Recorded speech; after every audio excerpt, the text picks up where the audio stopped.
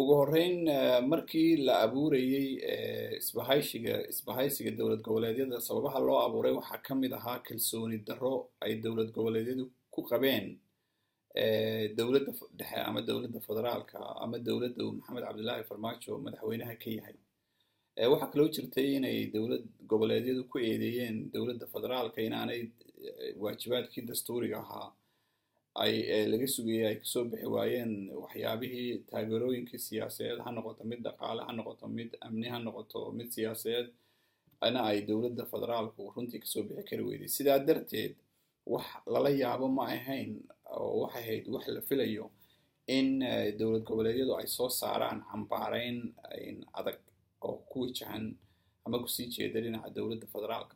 hase yeeshee arrinta yaabka keentay waxay noqotay dhulgariirka weyn ee siyaasadeed ee maanta ka dhacay magaalada Kismaayo oo dhammaan shantii dowlad goboleed ee dowladda federaalka xubnaha ka ahaa iyagoo dhan intaysa soo taageen ay go'aan ku gaadheen inay wada shaqaynta siyaasadeed iyo tii dastuuriga ahaydba ay labadiiba u jaraan dowladda federaalka. sidaa darteed ay yidhaahdaan annagu lama shaqayn karno haba yaraatee dowladda federaalka. go-aanka adag ee qayaxan waxaa sabab u ah dhowr arrimood. kow, waxay yidhaahdeen waxaanu aaminsannahay oo ay ku cambaarayeen dowladda federaalku inay arrimihii amniga ku guul daraysatay inay wax ka qabato. waxay dowlad goboleedyadu dowladda federaalka ku eedeeyeen in geedi socodkii siyaasadeed ee dowladda federaalka ay wadi lahayd ay iyadu caqabad runtii ku noqotay. waxaa kaloo yidhaahdeen dhaqangelinta habka dowladnimo ee federaalka ayay dowladdii federaalku ishortaagtay oo socon la. waxaa kaloo dowlad goboleedyada ay ku eedeeyeen dowladda federaalka in hay-adihii amniga iyo difaaca qaranka sida militariga, booliiska iyo niisa ay burbureen kadib markii hay-adaha la siyaasadeeyey dad aan aqoon iyo cilmi iyo waayo aragnimo midna u lahaynna meeshii madax looga dhigay. inkastoo aanay madaxda dowlad goboleedyadu aanay faraha ku fiiqin dadka ay ka hadlayaan ama ay canaantani ku wajahantahay, haddana way iska caddahay dadka ay u jeedaan dowlad goboleedyadu. sidoo kale waxay yidhaaheen dowlad goboleedyadu oo ay dowladda federaalka yidhaaheen waxay dowladda federaalka ku guul daraysatay dhammaystirka iyo dib u eegidda dastuurka qaranka kaasoo muddo 2 sannadood ku dhow aan wax laga qabtay aanay jirin haba yaraatee.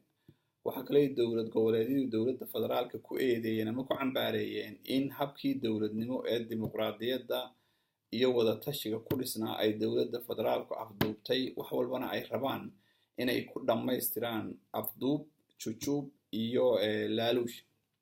waxaa kaloo dowlad goboleedyadu dowladda federaalka ku eedeeyeen in faragelin siyaasadeed oo dastuurka ka baxsan ay dowladda federaalku ku hayso dowlad goboleedyada.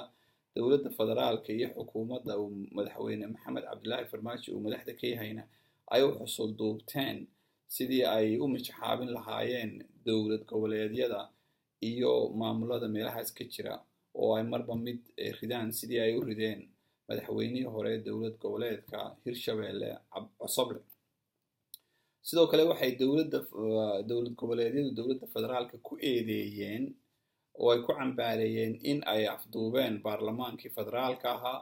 baarlamaankiina aanu muddo sanad iyo badh in ku dhow aanu wax shaqo oo qabtay oo badan aanay jirin ama la taaban karaa, oo aan ahayn inay rideen guddoomiyihii baarlamaanka ee hore maxamed cismaan jawaari. si kasta ha noqotee haddaan dib u yaro jalleecno taariikhda siyaasadeed ee waddanka Soomaaliya ama waddankeenna, waxaa ku cad in 90-nadii markii dowladdii dhexe ay burburaysay in gobolladii oo dhan dadkii Soomaaliyeed ee deganaa ay mar qura dowladdii ku kaceen kana goosteen. ugu dambeyntiina nasiib darro ay xamar noqotay meeshii dhibta ugu weyn ka dhacday ee dagaalkii sokeeyana uu runtii dhibaato weyn geystay. si kasta ha noqotee waxaad moodaa nasiib darro in maanta tii oo kale cagta ay Soomaaliya saartay loona baahan yahay in qaran badbaadin lagu kaco. marka dhulgariirkan maanta ka dhacay Kismaayo raadka uu ku leeyahay sidii aan soo sheegnay siyaasadda Soomaalida waxaa ka mid ah burburkii dowladda federaalka oo runtii bilaabmay, madaxweynihii maxamed cabdilaahi farmaajo oo fashilmay, iyo dowladdii federaalka oo gebi ahaanba meeshii ka baxday. marka su-aasha meesha taagan waxa weeyaan maxaa hadda la samayn karaa ama sidee qaranka loo badbaadin karaa? anigu waxaan aaminsanahay waddanka waxaa jira hay'ado dastuuriya oo adag sida baarlamaanka iyo dowlad goboleedyada oo dowlad goboleeduna yihiin runtii kuwa dee maaragtay halgankan siyaasadeed ee qaranka lagu badbaadinayay uu hogaaminayay. sidaa darteed haddii ay iskaashadaan ama iskaashi siyaasadeed iyo mid dastuuriya uu dhex maro dowlad goboleedyada iyo baarlamaanka, waxaan aaminsanahay in mustaqbalka la dhisi karo dowlad loo dhan yahay qarankiina badbaadisa.